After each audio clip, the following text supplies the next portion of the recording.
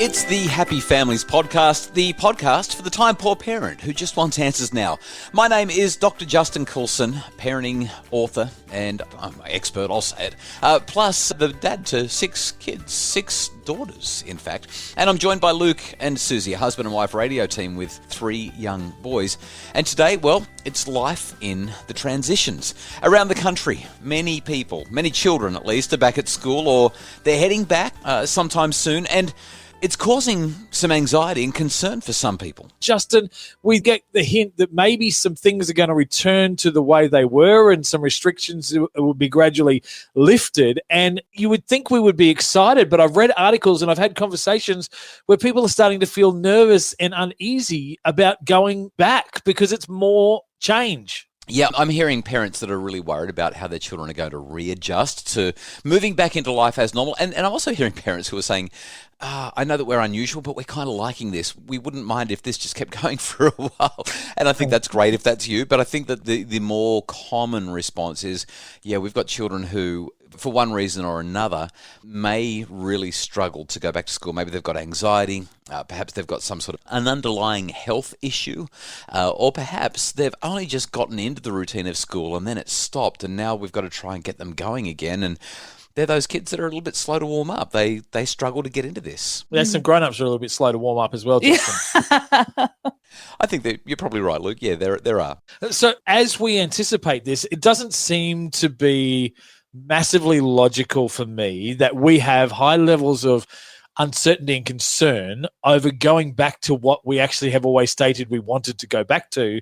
Why is change so scary in that regard that even if it's changed to what is good, we can sometimes struggle with it? The circumstances just won't be the same, and everybody seems to be on board with that. And I think that's part of it. There's that little bit of fear. What if there's another outbreak? What if this gets passed along? What if we haven't really crushed it? What if the curve is only flat right now, but it's going, there's going to be this second wave? There's all of this uncertainty. And let's be really clear about what anxiety is. Anxiety is our brain doing what it's supposed to do and saying, there is something for me to be concerned about in the future because I need to protect myself. I need to protect the body that I'm being carried around in. So it's a normal and healthy response to anything uncertain, to be a little bit anxious about it. The problem that we have is anxiety sometimes becomes dysfunctional and interferes with our capacity to do normal things, like going to school or going to the shops or going back to work. And obviously, there are pretty good reasons for it. The big challenge that we've got is working out how to really manage that anxiety for our children and for ourselves. And that's the thing, isn't it? Because it is both of us. I know we're still staring down getting our children back to school. And there is that little bit of nerves because the twins have really enjoyed doing their education at home. Our eldest hasn't, so he'll be running to the school gate. But for me, I am nervous about how the twins will go transitioning back, but then also me as well, because it's going to be another significant change of routine. So it is, I guess, are there preemptive things we can do to help us when those changes are coming? There's a handful of things that are worth talking about here. The first is that for the majority of people, majority of children, I don't think there's going to be anything major to be concerned about. Most of them will transition back fairly comfortably.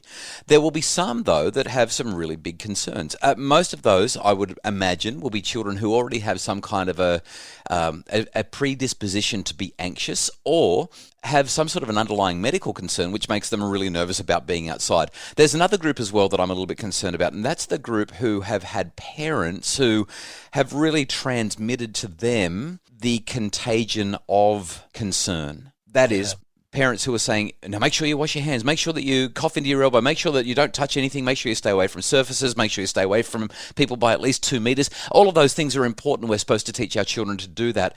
But if we are too over the top about it, our children will start to really feel anxious unnecessarily because, they've got to get on with their lives. I had a conversation with a mum just recently. I was doing some one-on-one counseling with some people, and her 3-year-old was exhibiting really significant signs of anxiety around hand washing, around being near people, around trying to, just didn't want to interact with anyone because she was scared that she was going to get or give coronavirus. Now, that's not normal or functional behavior, and unfortunately, it can only come from one person, and that's a well-intentioned parent whose anxiety has been caught by Yeah. her little one. So as parents, we've got to kind of normalize things again. The best way we do that, Susie, to move to the heart of your question, is we let our kids know school's going back next week, or whatever it is, depending on the state that you're in and the grade and all that kind of thing. There's so many other factors here. But essentially, once we've got some level of predictability and we have some sense of what's going to be happening for each child in each grade and each state and so on, we let them know in a really simple, matter-of-fact way, it's time to head back to school next week or whenever it is. When you go to school, these are going to be the rules. Parents aren't going to be allowed to bring you into the classroom anymore because parents have to stay outside because of coronavirus. But we're told that you'll be just fine, and all you need to do is listen to the teachers. We want to downplay the risks. We want to make sure that they're taking basic precautions and not let them catch our concern. Yeah.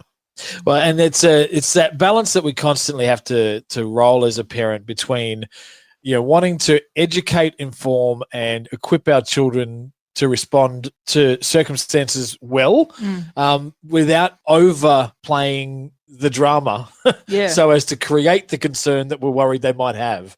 And so it's a balance that we go through whenever there's a big disaster, whenever there's a major news breakout. How much do we tell them? How much do we not?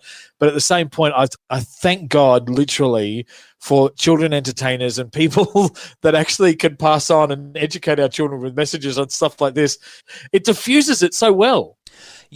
Yes. Short answer, yes, they do. I want to highlight that it's not just big news items and global pandemics that cause this, though. It's being at the park with your toddler and watching them try to climb to the top of the slippery dip for the first time. Our anxiety can be overpowering then as well, and if we're not careful, we'll run over and we'll offer them all sorts of support and help and assistance to get them to the top, or we'll take them down because, no, you're not quite big enough for that yet, or whatever it might be. It's the same typical reaction, whether you're in the park or you're dealing with a pandemic. Parents diving in and trying to protect their children with the very best of intentions sometimes actually creates a level of anxiety in the children that leads to longer-term dysfunctions. So if my child senses that I'm anxious about something, they learn to be anxious about it themselves. When we see them being anxious about it, we become anxious about their anxiety, and we see this upward spiral of anxiety that we actually caused by being anxious in the first place. Our kids, if they're feeling secure, they're going to naturally be comfortable with stepping outside our reach and into the unknown, knowing that they can always step back to us. Our job, therefore, is to be that confident place for them. And I know that some people are listening to me say this and screaming at the speakers saying, but we can't be confident. We don't know. And what if it's contagious? Or what if the kids are contagious and they are carriers? There's so much we don't know. I acknowledge that. But the advice from the best epidemiologists and the best health experts around the world is that our children should be okay. And if you're not okay with it, then don't send them. I guess that's really the message that I would say.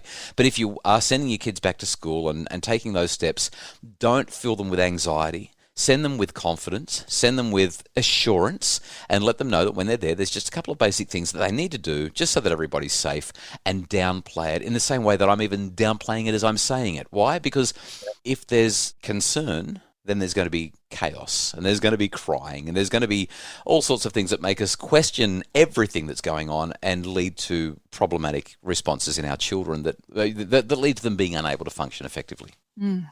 So learning to control our own anxious responses is going to help everybody else in our family. That's the really short version of it. I don't know why it took me so long, but yes. Yeah. Oh, mate, I'm going to be the next Dr. Justin Coulson. Just you watch. You're going to be amazing. Justin, we appreciate your time. Thank you so much. Hope it helps. If you've enjoyed the podcast and found it helpful, please, if you wouldn't mind, go to Apple Podcasts. This is where we kind of get to reach more people. If you can go to Apple Podcasts and leave a rating and a review, well, it's those reviews that help people to get access to the podcast. They find it, and therefore they get to have happier families, like hopefully you're getting because you've been listening to the podcast and feeling like your family's getting happier. I really appreciated Melly Fluidity, who said it's a wonderful parenting resource. Dr. Justin Coulson's podcast, books, or videos, online articles, etc. The list goes on. Such wonderful resources for parents who want to encourage positivity and happiness. Using the latest evidence, he communicates ideas in a way that is easy to understand and with the respect for how hard parenting can be. Definitely a great place to start if you're feeling a need to make some changes. Thank you so much, Melly Fluidity. I appreciate you diving in there and leaving that review. If you'd like more information on how I can help, visit happyfamilies.com.au or go to my Facebook page, Dr. Justin Coulson's Happy Families.